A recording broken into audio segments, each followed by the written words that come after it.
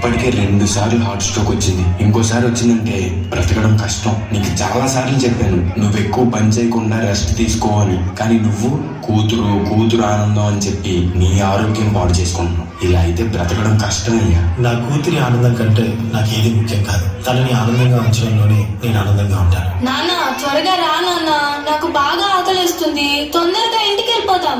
మరేం పర్లేదు డాక్టర్, నేను చూసుకుంటాను. నాన్న నాకు బాగా ఆకలిసినప్పుడు ఆ ఆకలి తెలియకుండా ఒక పాట పాడతారు కదా, పాడండి నాన్న.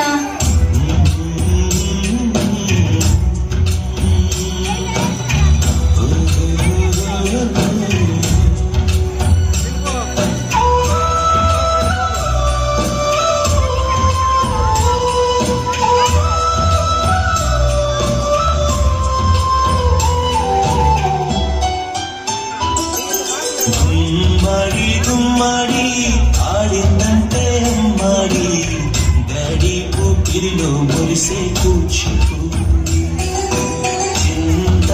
చిందాడి తుళ్ళిందంటే చుండాడి మమ్మీ చూపుల్లో చుండులతనేది.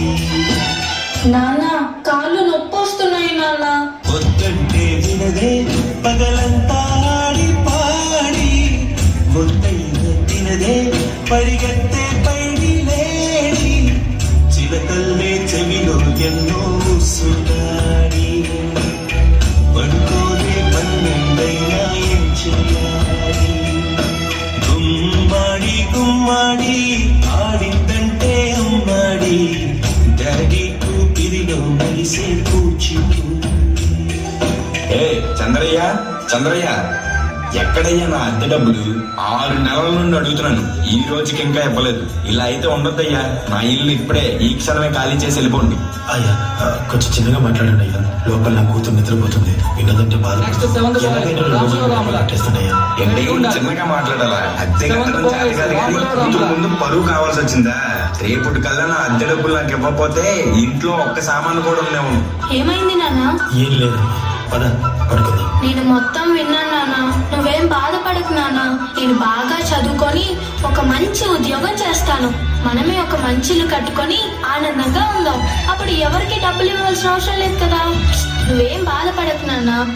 ఎన్నెన్నో ఆశలతో పెంచానమ్మ గుండెల్లో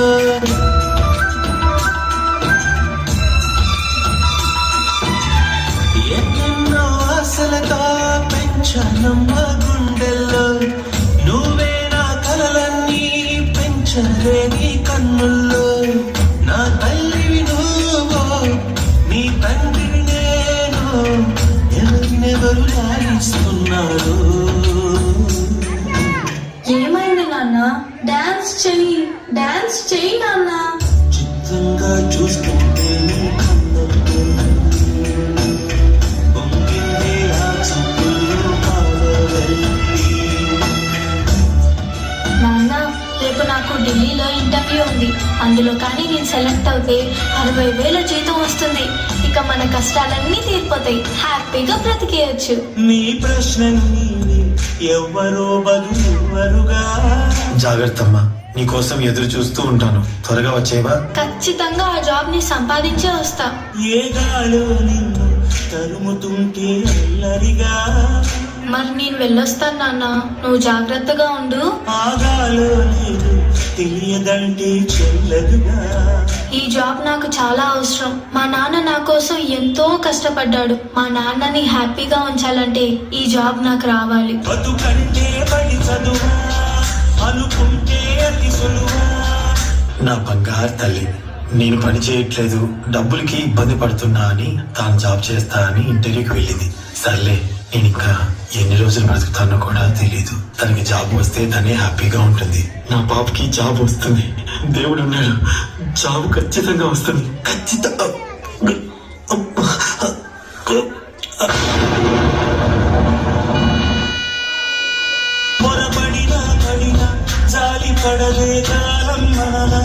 యు ఆర్ సెలెక్టెడ్. నీకు ఈ జాబ్ వచ్చింది. Thank you so much sir. నాకు జాబ్ వచ్చిందని తెలిస్తే మా నాన్న చాలా హ్యాపీగా ఫీల్ అవుతారు. ఇప్పుడే ఈ విషయం మా నాన్నకు చెప్పాలి. ఏంటి నాన్న నాన్న ఫోన్ లిఫ్ట్ చేయట్లేదు. సరేలే, డైరెక్ట్ గా వెళ్ళి సర్ప్రైజ్ చేద్దాం. ఆయన హ్యాపీగా ఫీల్ అవ్వటం నేను కళ్ళారా చూడాలి. ఒక నిమిషం కూడా ఆగిపోతే నువ్వు వచ్చేదాకా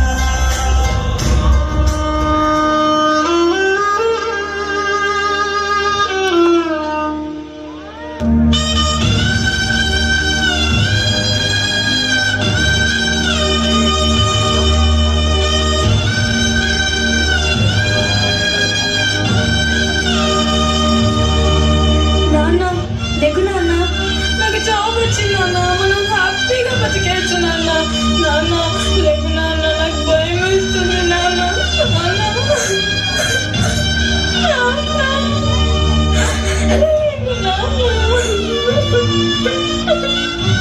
నాన్న ప్లీజ్ నాన్న, లెగిసి చూడు నాన్న.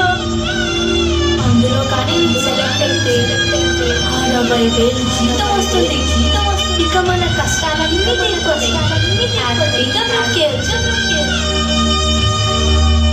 నాన్న లేకు నాన్న, నాతో డాన్స్ చేస్తావు కదా నాన్న, ఇప్పుడు కూడా చేద్దాం లే నాన్న. నాతో కలిసి డాన్స్ చేయి నాన్న, ప్లీజ్ నాన్న. నాన్న